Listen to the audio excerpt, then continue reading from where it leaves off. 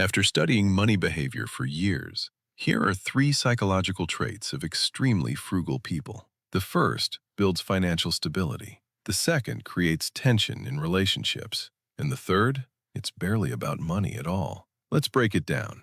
We all know someone who reuses plastic bags, refuses to upgrade their phone, calculates cost per use, or walks long distances to save transport money. Some call them disciplined, others call them cheap. But frugality isn't about being broke, and it isn't always about being rich. It's psychological. 1. Delayed gratification. Frugal people are long-term thinkers. This connects to the famous Stanford marshmallow experiment, which showed that children who delayed gratification tended to have better life outcomes. When a frugal adult sees something they want, their brain doesn't ask, "How good will this feel right now?" It asks, "How will this affect me long-term?" That shift alone creates financial stability, because wealth is often less about earning more and more about resisting unnecessary consumption. 2. Scarcity memory. Many extremely frugal people didn't choose frugality. They were shaped by it. Psychologists describe something called a scarcity mindset, when past financial instability wires your brain to anticipate loss. If you grew up around money stress or sudden hardship, your nervous system learned that resources disappear. Even when you become financially secure, the anxiety may remain.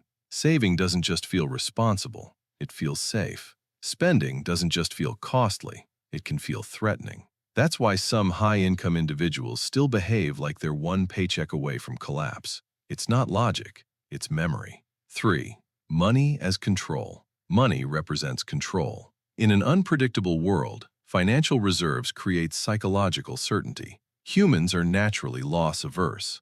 Losses hurt more than equivalent gains feel good. So frugal people negotiate everything, track every expense, analyze every purchase. It's not always about the amount, it's about reducing vulnerability. And in a chaotic world, that feels comforting. The relationship effect. Frugality doesn't exist in isolation. If one partner values security and the other values experiences, tension appears. One feels anxious about waste, the other feels restricted. Research consistently shows that financial conflict strongly predicts relationship dissatisfaction, not because of money itself, but because money reflects values. Security versus enjoyment, future versus present, safety versus freedom. Frugality is rarely about numbers, it's about worldview. Frugal individuals often excel at long-term planning, emergency preparedness, and financial independence. They're less vulnerable to economic shocks because they prepare in advance.